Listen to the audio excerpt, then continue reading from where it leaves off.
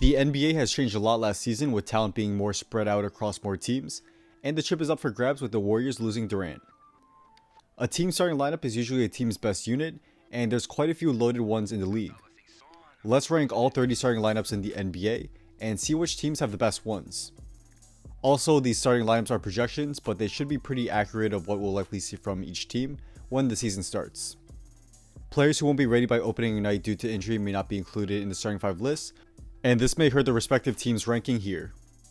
At number 30, you have the Charlotte Hornets, who have a starting lineup of Terry Rozier, Dwayne Bacon, Miles Bridges, Marvin Williams, and Cody Zeller. This is the worst starting lineup by far, and I really don't think I need to say much else here. At number 29, I have the Cleveland Cavaliers with Darius Garland, Colin Sexton, Cedi Osman, Kevin Love, and Tristan Thompson. There's going to be very little defense here, but they could sport a pretty good offense.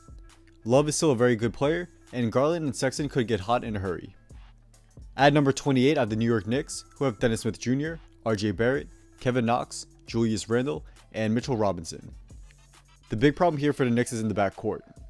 Smith Jr. and Barrett are going to be very inefficient along with Knox, though they do have a nice frontcourt combination of Julius Randle and Mitchell Robinson. At number 27, I have the Memphis Grizzlies, who have Ja Morant, Josh Jackson, Kyle Anderson, Jaren Jackson Jr., and Jonas Valanciunas. So I'm not sure if Jackson starts, but we'll put him here for now. It's a very young starting 5 that has a lot of potential, but for now they're in the bottom of the rankings. At number 26, I have the Washington Wizards, who will likely have a starting 5 of Isaiah Thomas, Bradley Beal, CJ Miles, Rui Hachimura, and Thomas Bryant. The main reason they're this high is because of Beal. He carried last year's terrible team to a decent amount of wins, and if he's traded, the Wizards will definitely fall to around number 28 or 29. At number 7, I have the Atlanta Hawks, who have Trae Young, Kevin Huerter, DeAndre Hunter, John Collins, and Alex Len. This is a great young core, though it will struggle a lot on defense. However, Young and Collins will be very fun to watch as they power the Hawks' offense to possibly a good amount of wins. At number 24 are the Chicago Bulls, who have Kobe White, Zach LaVine, Otto Porter Jr., Lauri Markkanen, and Wendell Carter Jr. This is actually a very well-rounded and solid starting lineup, though White will likely have some trouble running the offense and being more of a distributor early on. This ranking could eventually become too low, and we'll see if they can beat expectations next season. At number 23, I have the Orlando Magic, who have DJ Augustine, Evan Fournier, Aaron Gordon, Jonathan Isaac, and Nikola Vucevic. It's a good starting lineup, though nothing too special.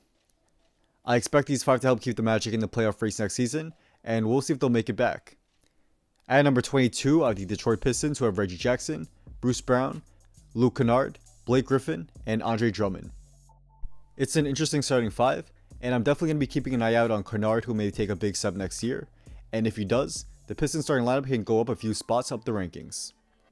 At number 21, I have the Minnesota Timberwolves, who have Jeff Teague, Josh Okogie, Andrew Wiggins, Robert Covington, and Karl Anthony Towns. So yet again, we have another solid starting lineup, though if I could choose, I would start Culver over Wiggins. Wiggins may put up a decent amount of points, but he's very inefficient and a terrible defender as shown in the advanced stats, and just in general by the eye test as well. At number 20, I have the Oklahoma City Thunder, who have Chris Paul, Shai Gilgeous-Alexander, Andre Robertson, Danilo Gallinari, and Steven Adams. The Thunder are likely trying to tank after they got rid of Westbrook and George, but they actually have a pretty good starting lineup. I expect Paul and Gallinari to be traded next season though, so they'll definitely fall a few spots after that. At number 19, I have the Indiana Pacers, who have Malcolm Brogdon, Jeremy Lamb, Justin Holiday, TJ Warren, and Miles Turner. Oladipo will be out until December or so, and when he returns, you must keep in mind that he won't be the same player right away. His injury was a torn quad, which is one of the worst injuries to have for a basketball player, and it's going to take him at least a year or so to get back to even 80 to 90% of his former self.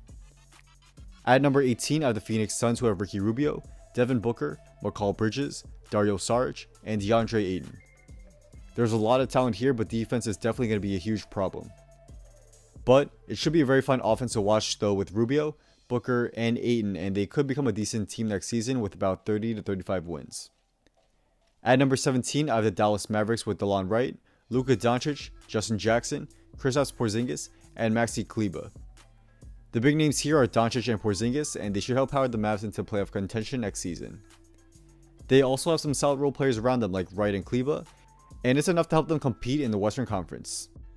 At number 16, I have the Sacramento Kings, who have De'Aaron Fox, Buddy Hield, Harrison Barnes, Marvin Bagley III, and Dwayne Dedmon. This is a young but very good starting five. Fox is an all-star level player, and Hield has become more than just a shooter. Bagley III is a terrific scorer and rebounder, and Dedmon helps round out the starting lineup with great rim protection and outside shooting at the center position. At number 15, I have the New Orleans Pelicans, who have Lonzo Ball, Jrue Holiday, Brandon Ingram, Zion Williamson, and Derek Favors. This starting five has the potential to be a lot higher in the future, and possibly top 10 this year depending on how they do. But they have a lot of unknown pieces right now, and we don't know how well they'll do next season, so for now, I have them in the middle that could go either way up or way down. At number 14, I have the Miami Heat, who have Goran Dragic, Jimmy Butler, Justice Winslow, Kelly Olynyk, and Bam Adebayo. So it's a solid starting lineup overall, and Butler should help get the Heat back into the playoffs next year. At number 13, I have the Toronto Raptors, who have Kyle Lowry, Norman Powell, OG Anunoby, Pascal Siakam, and Marc Gasol. So even without Kawhi Leonard, it's still a very good starting lineup. Lowry will run the show, and Siakam can become one of the top scorers in the NBA next season with the usage and opportunity he'll have. At number 12, I have the San Antonio Spurs, who have DeJounte Murray, Derek White, DeMar DeRozan, LaMarcus Aldridge, and Jakob Poeltl. It's a very good starting lineup with a nice balance of offense and defense. Having Murray back should help give the Spurs a top perimeter defense in the NBA, and no one should want to face them in the playoffs. At number 11, I have the Brooklyn Nets, who have Kyrie Irving, Karis LeVert, Joe Harris, Rodions Kurucs, and DeAndre Jordan. Durant likely won't play next season, so for now this will be the Nets starting lineup.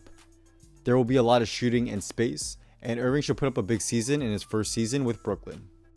At number 10, I have the Portland Trail Blazers, who have Damian Lillard, CJ McCollum, Ken Bazemore, Zach Collins, and Hassan Whiteside. The high-scoring backcourt of Lillard and McCollum will keep the Blazers relevant in an even tougher Western Conference, and they'll look to build upon an impressive season last year. At number 9, I have the Boston Celtics, who have Kemba Walker, Jaylen Brown, Gordon Hayward, Jason Tatum, and Enes Kanter. Walker helps provide a go-to scoring option after Irving left, and let's see if Brown and Tatum take the next step with a bigger opportunity next year. If they do, this will be a very low ranking. At number 8, I have the Utah Jazz, who have Mike Conley, Donovan Mitchell, Joe Ingles, Bojan Bogdanovic, and Rudy Gobert. This is arguably the most well-rounded starting lineup on this list, and there's no big weaknesses here. Conley should help take some of the pressure off of Mitchell on both ends of the floor, and Bogdanovic will help provide more spacing and scoring in the starting five. At number 7, I have the Golden State Warriors, who have Steph Curry, D'Angelo Russell, Glenn Robinson III, Draymond Green, and Willie Cauley-Stein. Thompson will be out until around March, and this hurts the Warriors ranking for now. Once he comes back, the Warriors should be in the top 5, but for now it looks like Robinson III will start at small forward. Russell shall provide some much needed scoring and playmaking in the starting unit next to Curry, and while they won't be as good as last year, they'll still be a very good team that will have a good chance to win a chip. At number 6, I have the Denver Nuggets, who have Jamal Murray, Gary Harris, Jeremy Grant, Paul Millsap, and Nikola Jokic. Adding Grant to the starting lineup gives the Nuggets a very good defender who can guard all positions, and he's a solid 3-point shooter as well.